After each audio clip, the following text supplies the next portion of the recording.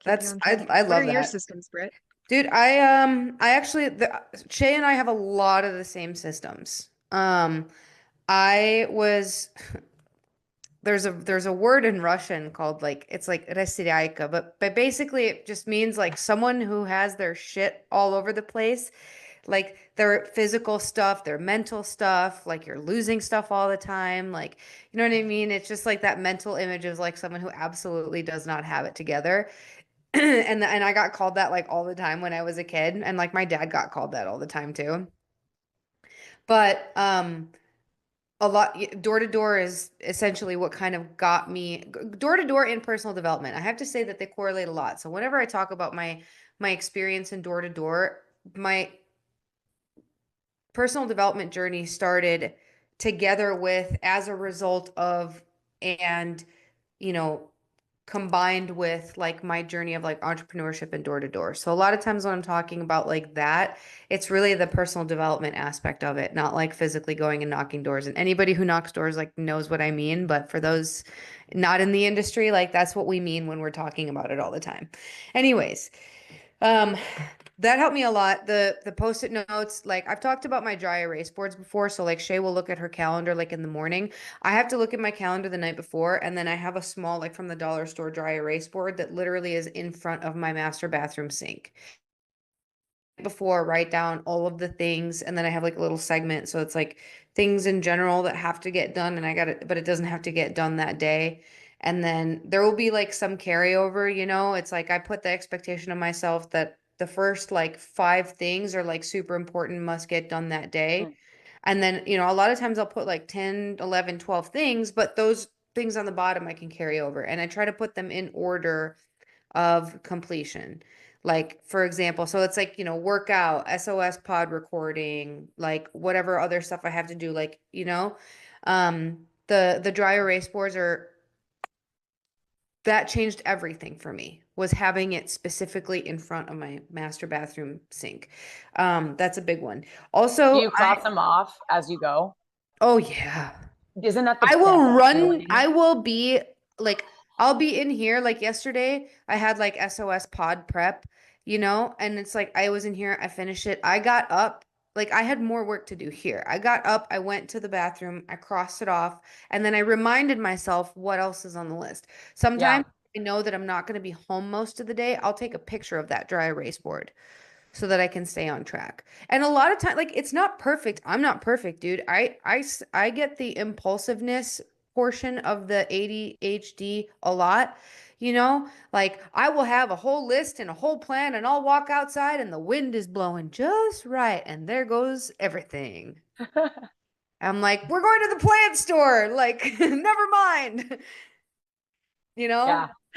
False alarm plans. And I try not to do that. You know, I try to like make a plan and stick to the plan. And I actually heard this really amazing quote yesterday. It's an Eisenhower quote, and I don't want to butcher it, but essentially it's uh to make a plan is futile, but the art of planning is crucial. Like the plan is useless. Forget the plan because the ground will move under your feet and it will move often. And you just have to be adaptable and nimble. And I think that that's one of the most important things. But the art of planning is like an absolute deadly crucial skill. Because if you can't plan, if you don't have the ability to like structure things and understand on a fundamental level, like, okay, here's what has to get done first. If I work out first, then I know that I will get better at everything else throughout the day. Mhm. I know that my mindset will be better. I'll feel creative in the morning. I'll feel like I already stacked a win, things like that. I tried doing the whole like making your bed. I'll be honest, I don't give a shit if my bed is made. I don't make my bed either. Honestly, like My boyfriend, I walk No, I want a upstairs full every, blown comfy nest exactly the way I left it when I get back in. yeah. John makes our bed every day and turns off my closet light after I get dressed God every bless day. him. God bless him. Steve is the one that makes the beds. He makes them super nice, like a hotel maid. They are tucked in. When I do it lazy because people say like how you do one thing is how you do everything. That's like a super neurotypical thing, I think, because how I do one thing is not how I do everything. How I do important things is very different from how I do other things. Well, yeah, I think maybe not just neurodivergent people, but I think a lot of people are passion driven and everything Yeah. else kind of falls through the wayside. Like we're like, who like really gives a crap if our bed's not made? I'm sleeping well. I got stuff Yeah. to do.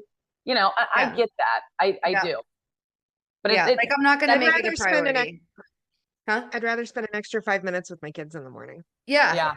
And it's like, dude, You even know? if I do make the bed and let's say the bed is made and then I like turn around and one of the dogs gets in there and then especially Zeus, dude, he'll just like be like, this won't do. Or like Isis, they'll just burrow and like unmake the bed and be like, no, no, no, I want it this way. So, can't have anything nice. I have 3 dogs. So, um, This that just sparks something for me real quick yeah. to the listeners. I spent many, many years following neurotypical people on the internet who were like, make your bed, do this. If you're not doing this, then what are you doing? And I spent many years feeling guilty. Why can't I be like that? Why am I not like that? So this is just a friendly reminder not to beat yourself up about the little things. It takes time, it takes resources, it takes a lot of effort and learning and failing and getting up and trying again to figure out what things that you need to implement in your life that will work for you. What Mhm. someone else, what other like perfect white picket fence influencer is doing on the internet, try your best to know that not everyone lives that way. The internet is a facade, it is a highlight reel, and to not hold yourself to that standard and to not walk around with so much shame and guilt because you're not like, you know, making your bed every day and your counter space isn't perfectly organized and clean and you don't have a 10-step morning face care routine because you can't even remember to brush your teeth by noon every day. Like your life is different, your brain is different, and we don't deserve to have to walk around with that guilt and shame. Can I tell you the standard that I hold myself to? I got out of bed today. I don't care if I made it. Yeah. That Oh, sometimes is all it needs to be. Shay. I love that. I love that. Yeah, you do not have to be like wearing a sundress, taking sourdough out of the oven with your like perfectly hand chopped 12 pillows on your perfectly made bed. Like you don't have to I've have your got Star homemade. Wars pajamas on right now. Dude, let's go. Yeah. Yeah. It's fine. You don't I have to like write my make own your own definition of laundry success. detergent that you have in like a cute glass container. It's, I love that, Lyndsay. That was amazing. Yeah, I love that. I love that. One more thing that I will say is that I am very correlative in my organizational structure. So not just with like colors and post-it notes and things like that, but in my mind, I've started to correlate what things in my life or my business am I trying to accomplish, and like down to the workout. Like I've started connecting things in my mind because like I don't believe that there are things that are separate. I think everything is Hmm. quantumly entangled, and I think you cannot separate anything from anything else. Everything matters. And so, like for example, like if I'm trying to increase my capacity, if I'm trying to be more durable, if I'm trying to um, you know, Butterfly wings. huh? You froze there. Butterfly wings. Oh, I was just picking up because you froze. Oh, okay. Yeah, if I'm trying to like increase my capacity, then I'm going to be doing a lot more like heavier weightlifting. Like in my mind, like in the morning, like if I have let's say for example, like today, we're getting on the doors in the afternoon. So like my morning workout was kind of related to like pulling my weight. Like I did a pull day. It was a strength day. It was quick. I got like basically everything out of it that I wanted to. And like different days I'll do different workouts, but like everything is super intuitive and super correlative. Like Mm. if I'm trying to build, I'm in a building season right now. That means I'm not just building my business. It means I'm building my resources. It means I'm building my muscle. It means I'm building like I am in a full-blown comprehensive state of building. I will eat like I'm building. I will, you know what I mean? Like everything is my crystal grids are like building and all that, you know. I love rocks. So, yeah, crystal grids are a big thing for me. When I She's not autistic at all. I haven't taken the test. I don't know. You can take the RADS test online. Just so everybody out there knows, you can take the RADS test and get like a pretty clear marker of yes or no on divergence.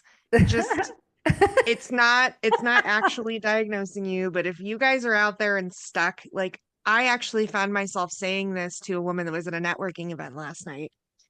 If you are looking into or researching whether or not you're autistic, you probably are, because a neurotypical person starts looking into that and they go, oh, Oh, that's that's not not me me. at all. Yeah. So Or if they would you have never are crossed their mind to look into it at all. Yeah.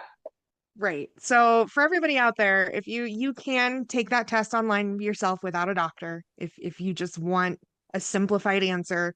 But yeah, because And we can diagnosis is put that website or test in the description too. yeah. Maybe I'll I will pull the do link. it just for funsies. I will Yeah, do it just for yeah. funsies. Although But you yeah, sometimes can take that with you to your medical appointments too and be like, hey, I've already taken one of the comprehensive tests that you're gonna give me in this process. So that also can be some added ammunition if you're advocating for yourself too.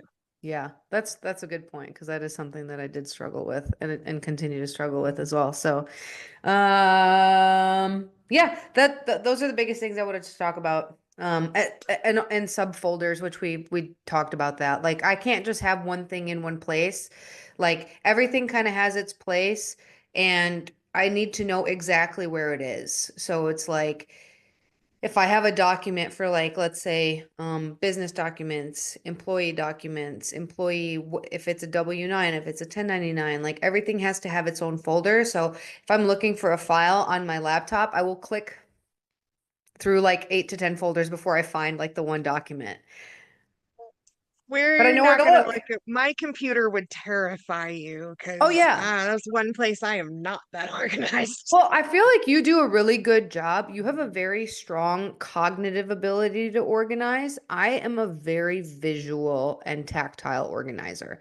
If Yeah. it's not in front of my face and glued to my forehead, it will go. Well, and earlier we were saying too that our organization, we kind of like were leaning into becoming more organized because we were like leading other people and stuff like that. But to be honest, money does actually have some to do with it. Because in my mind, I'm like, I keep all of my clients' information in very specified folders, every little thing that I need for them. And it is extremely easy to find. Everything is in alphabetical order, like et cetera, et cetera. Because I know that if a client needs something from me and I can't find it and I look unprofessional or whatever, I might lose money from that. I might lose trust from that. And that terrifies me. I do Yeah. not want to look like I don't know what I'm doing to a client. You know what I Yeah. mean? So I think it does. Maybe it's not a money thing. Maybe it's like a validity thing. Like I want my clients to be like, okay, I chose this person to help me in my investment journey and she's got it together. She anytime I need something, it's over in 2 minutes. Da da da da. Not because Chey, who was not organized, I would have been like, oh my god, I can't find it, and I'm freaking out. You know what I mean? So, anyway, I appreciate that you have your folders down to a because it just makes life. You just reminded me, Shay, I'm gonna have to dig them out because it's been a couple of years now, but my in-home solar sales presentation notebooks. So I actually did a handwritten presentation. I rarely ever like I would show them their proposal so they could see what it would look like on their house. But the majority of what I did is I would do math with my homeowners. And I'm actually curious if we have a similar notebook strategy for our clients. I'm gonna find one and send you I'll just take a shot, like a picture and send it to you and we can compare. So Okay. yeah, Yeah.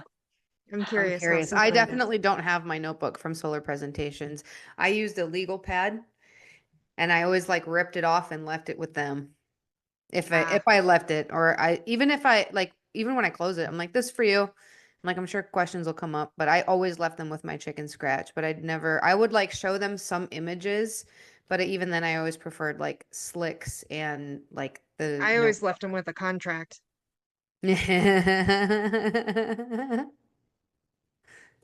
Saying. Sorry. So Okay. We're getting a little long here. I love, It's all man, I right. like our free flow. I Yeah, like the man, free me flow too. today. Me too. Chey, now you we're got gonna our get last. Yeah. yeah, we're gonna get into sharing our spectrum. And today's topic is some of the best and worst advice that we have gotten through our journey of life here. This was so easy for me. I was like, I know exactly. So some of the worst advice that I've gotten is that Adderall is not good for me and to stop taking it and to try to function on my own. Okay. I understand that Adderall might not be the most healthy thing. However, I know who I am without it, and I know who I am with it. And I have a very recent example. I forgot to pick up my prescription. I didn't have it for like 3 or 4 days.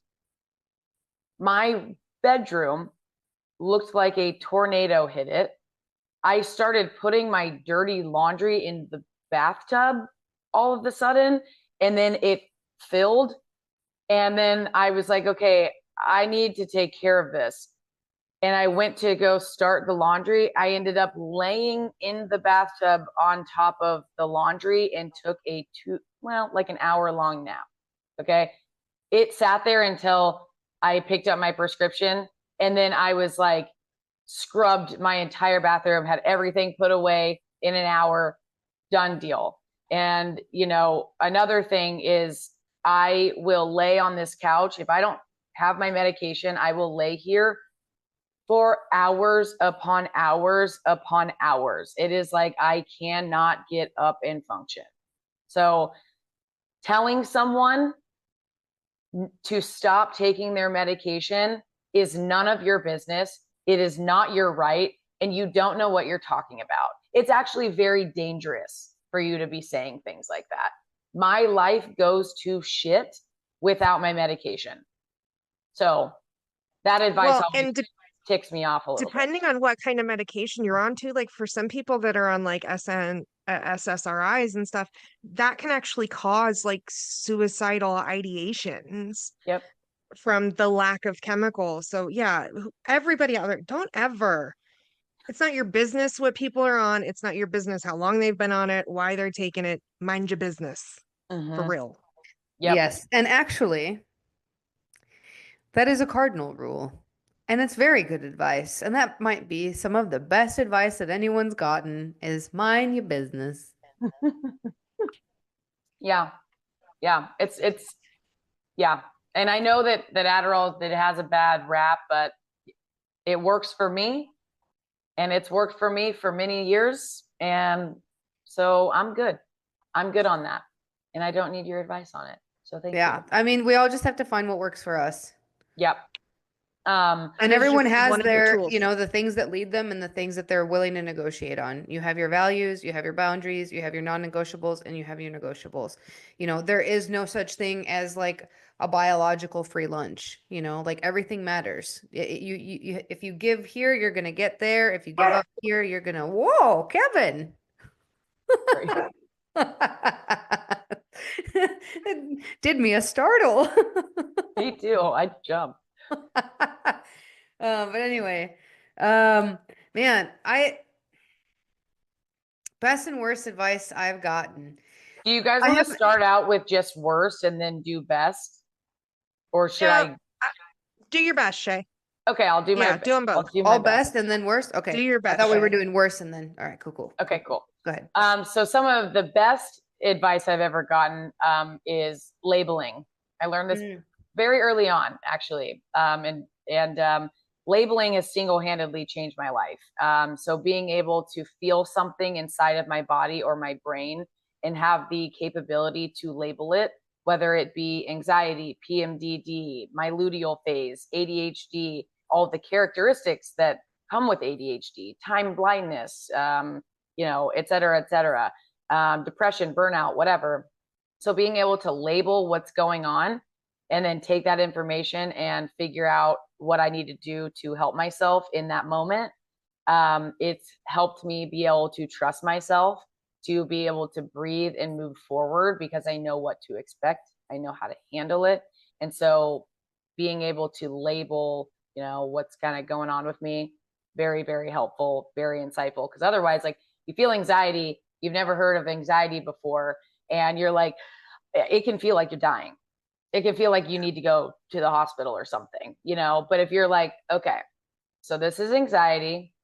I've dealt with you before. What I need to do is I need to go ground. I need to breathe. I maybe need to call a friend or whatever. And so knowing how to deal with it because you know what it is, crazy, crazy difference. And then my last piece of best advice is don't put it down, put it away.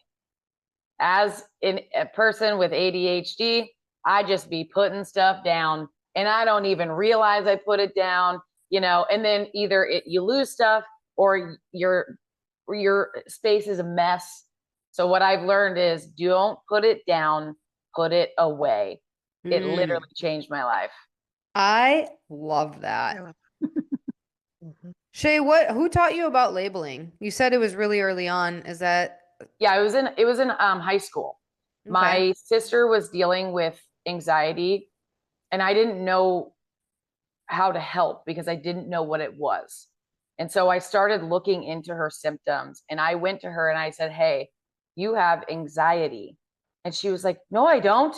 And I was like, "You do, honey. Like, so we looked at it and watching her read the symptoms on our big old fat computer, and being like, that is what I have. And so then she was able to learn and to deal with it. And I was like, whoa, that was crazy. So then I researched what that was, and it was called labeling. And I was like, oh, okay, cool. I was always super into psychology. So I was probably maybe 17, maybe, when we did that. That's really interesting. That goes back to I don't know if it was like our first or second pod, but the Jordan Peterson dragon story. Oh yeah. The dragon in the house. That's exactly what that's about. That's Yeah. really good advice, man. I wrote down like a bunch of quotes. You do love a quote. I do. I'm such a love a sucker quote. for quotes. I live my whole life by quotes. What's Uh, your worst advice, though, Britt? I think the worst advice I ever got, I hate even saying this because it's like so cliche. The worst advice that I ever got for who I am as a person was the advice that I grew up hearing that was essentially like go to school, get a good job, get like security, and like that's what's most important, all Mm. that kind of stuff. I'm sure I've gotten a lot of other bad advice, but none of it stuck because I don't listen. And that's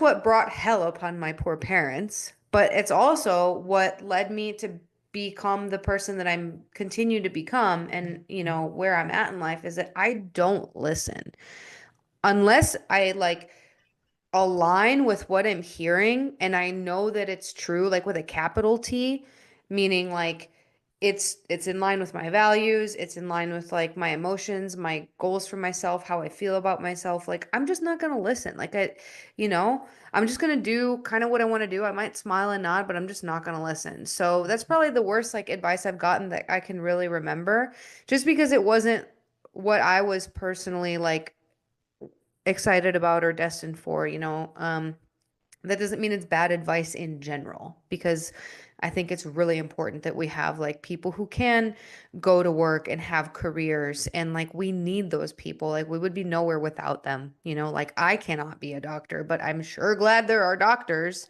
Yeah. But like being pushed in this, but this is what everyone does, box, yeah. and then getting there and not feeling alive, not feeling like you can, and Mhm. something is wrong. And you're like, okay, but this is what they said I was supposed to do. And it just Mhm. doesn't feel right. Mhm. Worst feeling ever. That Yeah. was me in college. For sure. supposed to be a lawyer. You know, it was something that my family was like basically drilling into my head since I was like a toddler. I always had like really good verbal skills, really high reading comprehension. I always had like very high qualitative skills. You know, I was on debate team and all those kinds of things. Like I could have been an attorney, and I went to school for criminal justice and I graduated with honors, and you know, it was great. And I didn't want to work 80 hours a week and to go to school and then go to more school and then go to more school. Like I wanted to do, and I love to learn, and I continue to learn in my personal time, and I am a lifetime learner, and I always will be. But you know, I don't think that I need like the structure of the degrees and everything else, you know, but that's like basically what was drilled into my head when I was a kid. Um, the best advice that I have ever gotten, the thing about the best advice I've ever gotten is that it normally didn't come from like people. It came from like me seeking out resources and support for the goals I was trying to achieve. So a lot of the best advice I've ever gotten came from people I've never met. Mm. So some of the best advice is never let a good crisis go to waste. And I know we hear about this in like more of a propaganda sense of like, oh yeah, like policy changes with, you know, crisis and all that. In my mind, a lot of the biggest points of growth have come from like the biggest tragedies in my life. And I will always say that like losing my dad was the worst thing that ever happened to me, but it is the best thing that ever happened to like for me, you know, just because of the catalyst that it became. So I really like that one. Um, and then from Jim Rohn, it's not about what am I getting here, it's who am I becoming here. Um, I really love that. It's, you know, and that just goes back to like the process and the journey and the ascension oriented part of whatever your endeavor is. Um, there was one more that I wanted to mention, and I think that I'm trying to give credit where it's due. I think that this was from James Silvas. Actually, there's two. One is from James Silvas, I think, and he said that the goal is just the fertile ground on which you grow yourself. So don't be so hard on reaching the goal. Focus more on the person that you become by reaching towards the goal. Um, I only have two more. One,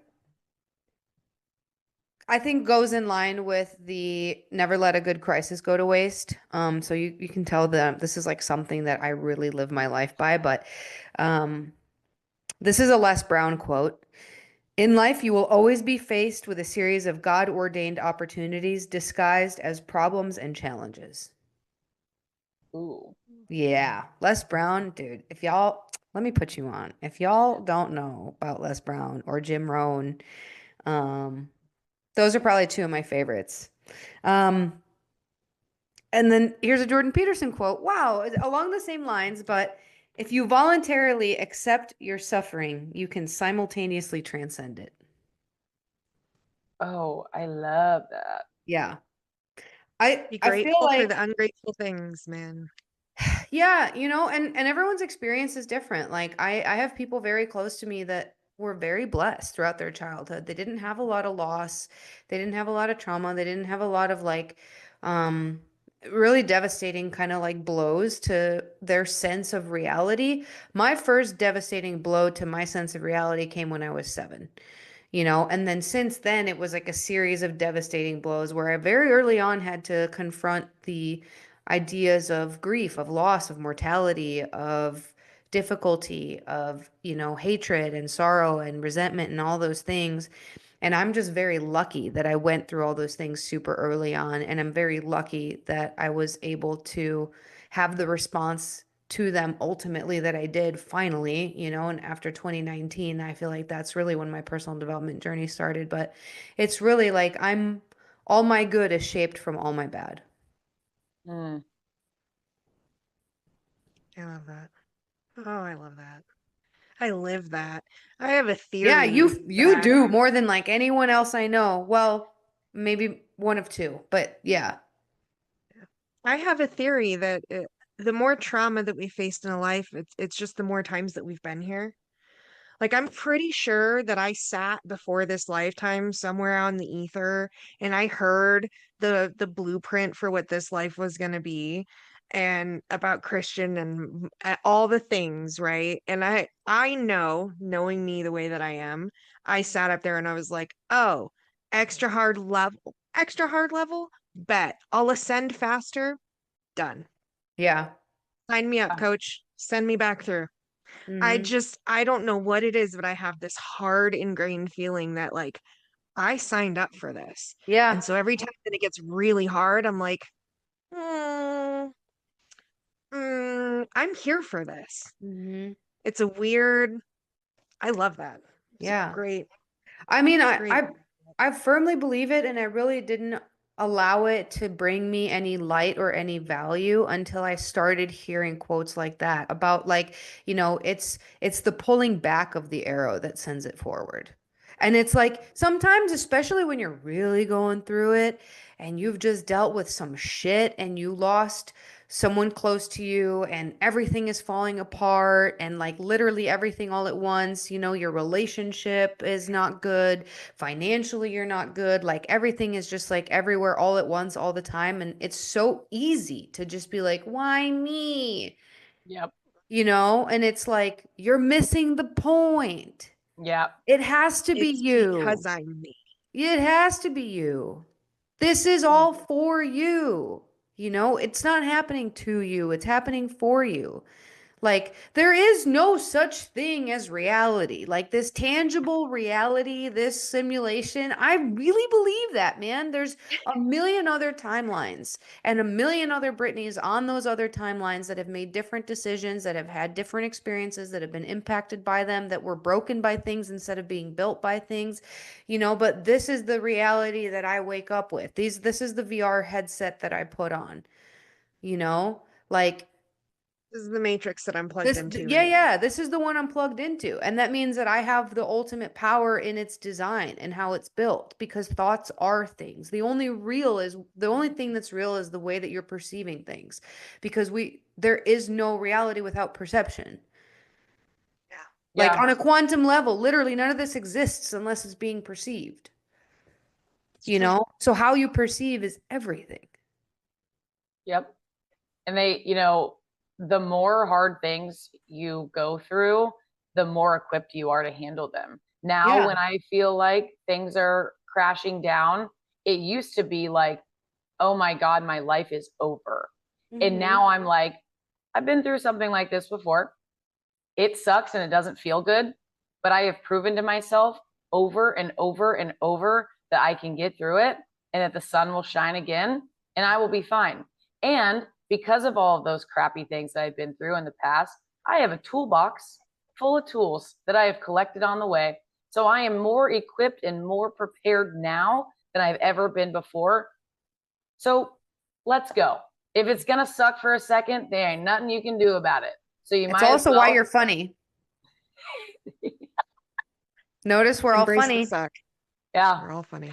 You got to bring light into it somehow. Because if you just lean into the misery, my God, you're going to be miserable. And if the situation's miserable already, you might as well, smile when you can. And you'll get through it. Everything in this life is temporary. Whether it's the peak, the best part of your life ever, it's temporary too. So fucking enjoy it while you can. And if things are in the ultimate lull and if things are feeling lower than low, sit in it for a second, but it is inevitably going to go back up. It's going to be okay, Yep. I like to make bets with myself sometimes when it's like when I feel like everything is upside down. I'll actually say to myself, all right, Linz, how long until the good thing happens? Because there's always a good thing coming. And so I'll actually make bets. Like I'll have a little pool in my head. And like if I get it right and pick how many days it's going to be until I feel better, and like on that day I'm feeling better, I'll reward myself. Yeah. Lyndsay, yeah, you actually are the queen of the self-reward. I am. I have to. Who else is going to do it? 100%. And that's the thing is like, it doesn't matter like who you have around you. It is always up to you to reward yourself. Yeah. you know, like And that was hard. however you see fit. Don't wait for somebody else to give you a cookie. Like, Well, and go get you who a knows? cookie. You could have a fucking heart attack in your 30s sitting on your bedroom floor folding socks and not ever get to reward yourself. So Yeah, that's true do too. the things. Do the things now. Yeah, 100%. A lot of times, You like, guys, I can feel that the earth is starting to get, like, when it's starting to get rough. Like, what was it? Maybe a month ago or 4 to 6 weeks ago, there was like, we all were like, is it just me or are we all white knuckling right now? Like, sometimes that it full just, you moon get a though. cosmic difficulty and you're just like, ooh, what's going on here? In my mind, I literally, this is so stupid. I can't believe I'm saying this. I literally hear like the Super Mario, I like engage. I'm just like, here we go. And I'm just like, all right. And then I am just like, okay, this is like the level of the video game that we're just on right now. Dun it, dun it, dun it, dun it, dun it, dun it, dun it. Dang, Da-na-na-na-na-na-na-na. we're in the sewer. Yep. Are you guys ready for my advice? And then we'll give it a wrap. I Dude, just realized I'm we're at so like an ready. hour and I'm a waiting for your advice. You have the best advice. You give such good advice. half. So the worst advice that I've ever gotten, and this is probably going to make a lot of sense to you guys as soon as I say it. And this was one teacher said this very directly, and it stuck for a long time. But I've received variations of this from people that I've ruffled the feathers of for my entire life. And the worst advice that I've ever gotten is keep your opinions to yourself. You're never going to get anywhere being that disruptive. And I will tell you guys, I've made a living being disruptive. I've made a living of pointing out social injustices and no, hard fucking pass. This mouth is gonna run when it sees something that's not right. Mm-hmm. Period. Sorry. And the first time it happened, it was because I was correcting a teacher on something, on a theory that she was teaching, and she was not right. She absolutely was not right. And she was one of those that stuck to her guns. And I had a moment of like, somebody's gonna die on this mountain. It's not gonna be me, ma'am. Ma'am. Ma'am. That's the worst advice I've ever gotten. And you'll notice like a lot of what I do is in the realm of social disruption Mm-hmm. in one way or another. So yeah, worst advice I ever got. I Yeah. love And that. if I wonder too, if you were male, if you would have received that same advice, because I do believe that we're still in a time where men's opinions are listened to and engaged with more than women's. We can just be so emotional and opinionated and just be quiet and be a lady and sit in the corner, Don't be such a bitch. I would say Yeah, I've definitely received that more from men than I have from women. Oh That I can yeah. tell you that. Oh yeah. absolutely. Yeah. But something about it really just like throws gasoline on my fire. And maybe that's why I find myself in such competitive male dominated industries. I Yeah. don't know. Because as a female, I'm fairly feminine and I'm not hard. Like, there are definitely some submissive sides to me. Um, so it's not like I'm abrasive. It's just I'm very steadfast in what is right and what is wrong. And Yeah. I will Yeah. shank you with a That's really verbal interesting plastic spoon. because I think you're right, Chey. I think that there's still a gender disparity in like the assignment of like adjectives when it comes to like sticking to your guns, being steadfast, you know, I feel like for men, a lot of those adjectives get attached like in the masculine in a positive way because they're, genetically like the protectors and the providers and they're supposed to be aggressive. And I don't think that any of those qualities are bad. I think that they're, it's the balance between the masculine and the feminine that really brings out the best in a lot of people. But I do think that there is still kind of a disparity. I mean, I think I said this recently, but it really wasn't that long ago that women were basically just like fed Quaaludes and told that they were being hysterical. You know what I mean? Like, Yeah. Like less than 50 those years people ago. are still alive. Yeah. So, I think it just takes a lot of it takes disruption. Raise your hand on this call if you would have been lobotomized in the 50s. Uh Thank you. Okay. Yeah. No, definitely. Well, because the thing is if it's a man that's standing his ground for social injustice, he is passionate, right? If it's a woman, she's argumentative. And it's literally just a change in the verbiage and how they're labeling the same opinions. It's wild. Mm-hmm. Yeah. Yeah. So that's the worst advice. So if any of you out there are giving that advice to little girls that are standing in their frame of social injustice, man, knock it off. She might light you up very publicly someday. Someday. Just saying. It is not this day, but someday. Best advice I've ever gotten, I give to everybody that I have ever known that I think provides value as a human, and that is be the brand. It's true. It was the that first advice. Yeah.